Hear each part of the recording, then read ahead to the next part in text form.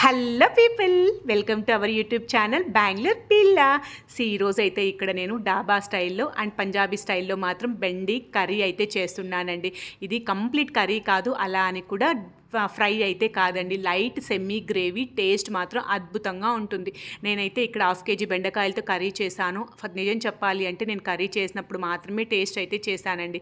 ఆఖరికి అన్నం వేసుకొని తిందామనుకుంటే కొంచెం కూడా మిగిల్చకుండా మా ఇంట్లో వాళ్ళైతే మాత్రం ఈ కర్రీని అయితే ఫినిష్ చేసేసారు. ఎందుకంటే ఈ కర్రీ వాళ్ళకి అంత బాగా నచ్చింది. నిజంగా మీకు కూడా చాలా బాగా నచ్చుతుంది. ఇంకెందుకు ఆలస్యం, ఈ కర్రీని ఎలా చేయాలి ఏంటి అనేది ప్రాసెస్లోకి వెళ్ళిపోదాం. ఫస్ట్గా ఒక కడాయి తీసుకుని కడాయిలోకి అయితే ఒక 2 టేబుల్ స్పూన్ ఆఫ్ ఆయిల్ వేసుకున్నాను. ఆయిల్ బాగా హీట్ ఎక్కాక నేను ఇక్కడ ఒక 1/2 కేజీ బెండకాయలను అయితే మాత్రం మంచిగా ఈ బెండకాయలను తుడిచేసి కొంచెం పొడవుగా అయితే కట్ చేసేసుకున్నానండి. ఇప్పుడు ఈ బెండకాయలను అయితే మాత్రం ఆయిల్లోకి అయితే యాడ్ చేసేసి దీని అయితే మాత్రం రోస్ట్ అయితే చేసేసుకోవాలండి. బెండకాయలను అయితే మాత్రం మరీ మార్చకూడదు, అలాగే అలాగని పచ్చిగానే తీసేయకూడదండి. ఆ బెండకాయలకి కొంచెం బ్లాక్ కలర్ వచ్చేంత వరకు అయితే మాత్రం రోస్ట్ అయితే చేసేసుకోవాలి. చూడండి ఎంత చక్కగా ఇక్కడ రోస్ట్ అయిపోయింది. ఈ మాత్రం వేపుకుంటే సరిపోతుంది.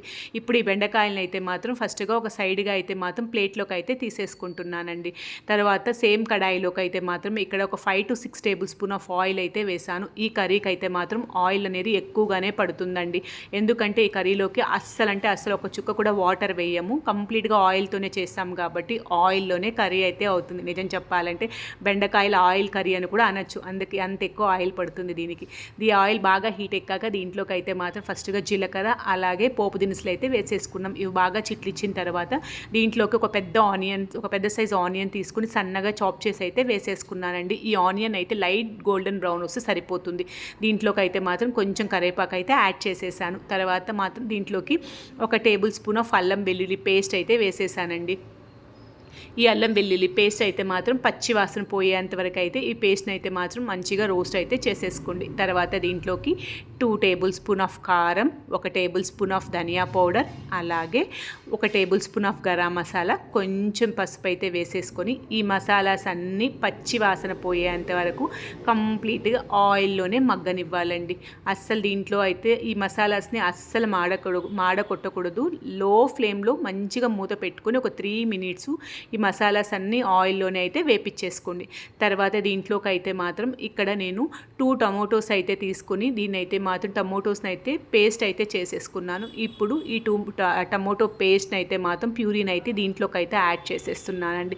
ఈ టమోటో పేస్ట్ కూడా మంచిగా అంటే చక్కగా ఆయిల్లోనే మగ్గనివ్వాలండి. ఇది టమోటో ప్యూరీన్ అనేది, ఈ టమోటో ప్యూరీ అయితే ఎంత చక్కగా మగ్గుతుందో మన కర్రీ అనేది అంత కలర్ఫుల్గా వస్తుందండి. ఈ మూత పెట్టేసుకొని ఒక 10 మినిట్స్ లో ఫ్లేమ్లో ఈ టమోటో ప్యూరీని అనేది వేపించుకోండి. మధ్యలో కలుపుతూ మాడిపోకుండా ఈ టమోటో ప్యూరీని అయితే మాత్రం వేపించేసుకోండి. తర్వాత చూడండి ఇక్కడైతే టమోటో ప్యూరీ అనేది నేనైతే మాత్రం 10 మినిట్స్ లో ఫ్లేమ్లో మూత పెట్టేసుకొని అయితే మాత్రం చక్కగా ఆయిల్ బయట రిలీజ్ అయ్యేంత వరకు అయితే ఈ టమోటో ప్యూరీని అయితే మాత్రం మగ్గిచ్చేసుకున్నాను. చూడండి నేను వేసిన ఆయిల్ అంతా కూడా ఎంత చక్కగా అయితే మాత్రం బయట అయితే వచ్చేసిందో.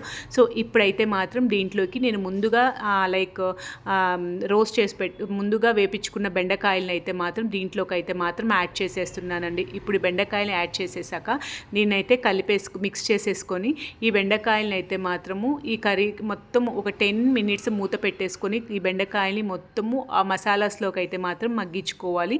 దీంట్లోకి అయితే ఏ మాత్రం ఆయిల్ అయితే వాటర్ అయితే మాత్రం వేయమండి. కంప్లీట్గా ఆ మసాలాస్ విత్ ఆయిల్తోనే కంప్లీట్ కర్రీ అనేది కుక్ అవుతుందండి. టేస్ట్ విషయానికి వస్తే మాత్రం అద్భుతంగా ఉంటుందండి. నాకు ఈ కర్రీ చేయడానికి ఆల్మోస్ట్ 20 to 25 మినిట్స్ పట్టిందండి. ఎందుకంటే కంప్లీట్గా లో ఫ్లేమ్లోనే చేశాం కాబట్టి నాకైతే అంత టైం పట్టింది. టైం పట్టినా కానీ టేస్ట్ విషయానికి వస్తే మాత్రం అద్భుతంగా ఉంటుంది. చూడండి ఆఫ్టర్ 10 మినిట్స్ తర్వాత కర్రీ అయితే ఎంత చక్కగా కలర్ఫుల్గా అయితే ఉంది. ఆయిల్ అంతా మనం వేసిన ఆయిల్ పైకి వచ్చేసి లైట్ సెమీ గ్రేవీగా చాలా అంటే చాలా బాగుంది. లాస్ట్ బట్ నాట్ లీస్ట్ కొత్తిమీర అయితే వేసేసుకొని స్టవ్ అయితే ఆపేసుకున్నాం.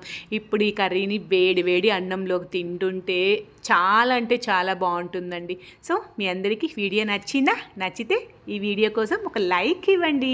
అలాగే నా ఛానల్ ఎవరైనా ఫస్ట్ టైం చూస్తున్న వాళ్ళు ఎవరైనా ఉంటే మర్చిపోకుండా ఛానల్ని అయితే మాత్రం సబ్స్క్రైబ్ చేసుకోండి. అలాగే పక్కనున్న బెల్ బటన్ అయితే క్లిక్ చేయండి. నేను ఏదైనా కొత్త వీడియో పెట్టగానే మీకైతే మాత్రం నోటిఫికేషన్ వచ్చేస్తుంది.